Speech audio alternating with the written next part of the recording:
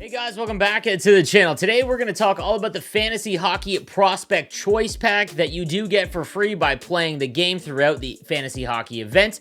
We're going to go through all 8 options, and I'm going to give you my takes on which ones I think that you should select if you are trying to maximize the player that you're able to get. As always, if you have a favorite player or a favorite team, always choose those players, but if you are looking to try and get maybe a home run out of these are the options that I would go with. As always, guys, make sure you subscribe to the channel for the most up-to-date news, tips, and info. All right, let's get into the video.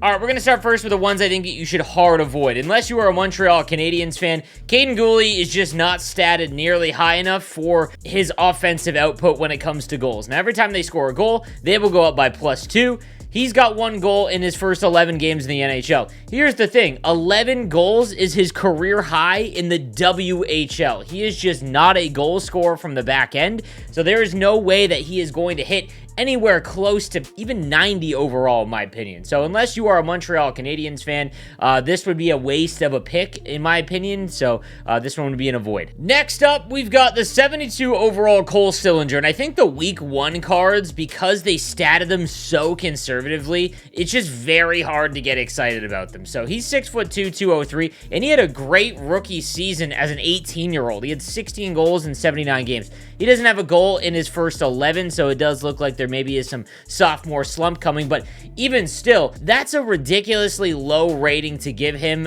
even if you don't want these cards to get over 90 by EA. So even if he got to 16, right, you're looking at an 88 overall by the end of the season, and that's only going to get him to 87 speed and acceleration. Just not enough here, and everything would have to break right for him. I think that he's much better than he is right now, but you also want to remember, you want to try and be able to use these cards, especially if you're no money spent. So you're not going to be able to use this card at any point in the season, so that's why he's an avoid for me. All right, next up, definitely more interesting, is the 75 overall Capo Caco. He had a great preseason, a great camp, and he came out of the gate pretty good offensively, given how poor he looked in the playoffs and in the prior season.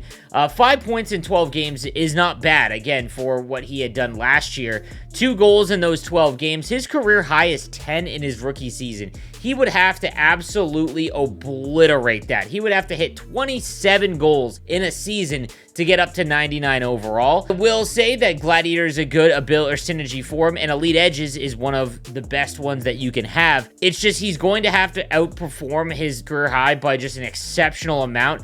This one's interesting because I think that there's, a realm of possibility. 2nd overall pick, still has that shot, but a little bit more difficult to try and go after. He would have to go up by 2 overall points to get 1 speed increase. So, I mean, even to get to like 86, we're looking at another 10 goals, and it's just going to be really tough to use him. All right, then we've got Cole Perfetti. A little bit more interesting because he has shown some promise early on in his career. Last year, he had 18 games played, only scored twice. He's got 3 and 10 already, and he looks like he is getting his shot up in the lineup. I like Gladiator for this card. He's, obviously smaller, and his body checking's awfully low. I just think that he might have the opportunity to try and kind of break out. Like, if he gets 20 goals, we're looking at 95 overall.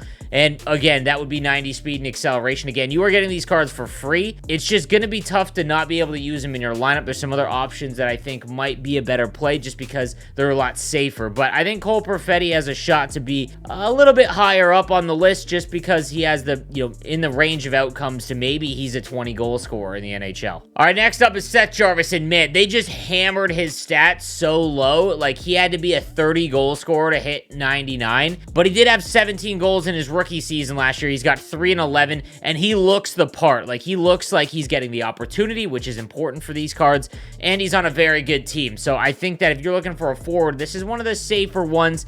81 speed, 82 acceleration. So with 10 more goals, he's at, 87 and 89 or 88 respectfully. So it isn't going to take much longer, I think, just because of how good Carolina is.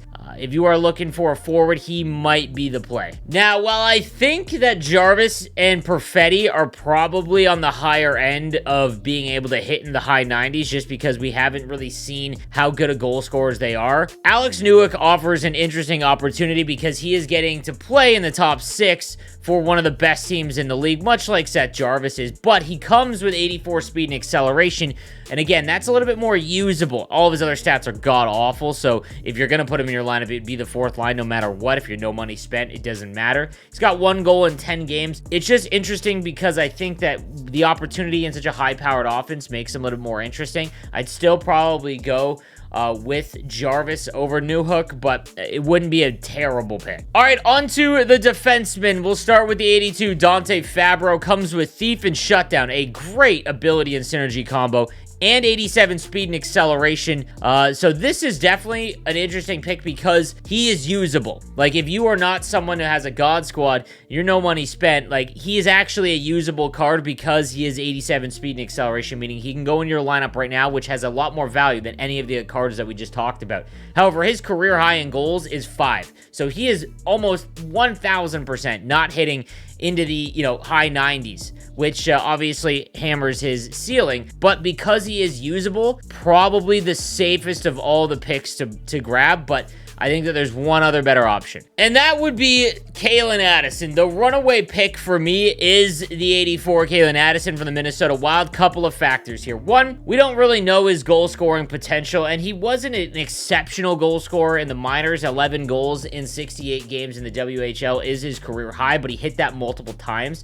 He had 2 goals last year in 15 NHL games, none this season. He does play on the first power play unit, so that is why I think he has the most upside, and he's got 7 assists so far. He is very generously rated compared to some of the other cards because they were just absolutely hammered in the ratings. 88 speed, 88 acceleration. That's usable now and for a little while. His shot is actually half decent, and so are his hand stats. So there's really no reason, if you are looking for the best bang for your buck, it is 1000% CALEN Addison.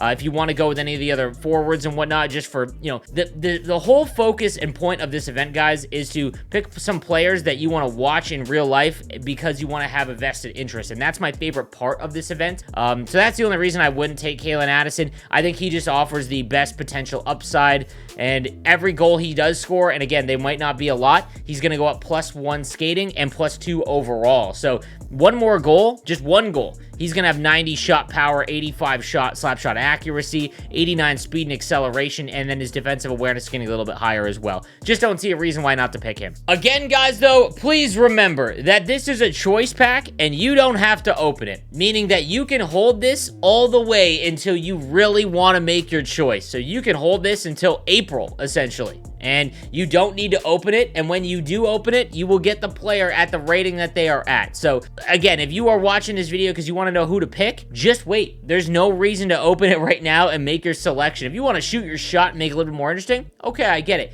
But you guys can just wait. There's no reason to rush out and open this pack and shoot your shot. And this goes for all of the choice packs in the fantasy hockey event. So I would just hold on to this, guys. Wait till January, February even, or March. Let's say team of the season. Maybe CALEN Addison pots a few or doesn't get any, and Cole Perfetti rattles off 30 goals. So just something to keep in mind, guys. I want to make sure you guys are in the know. And as always, make sure you subscribe to the channel. I'll see you next time. Have a good one.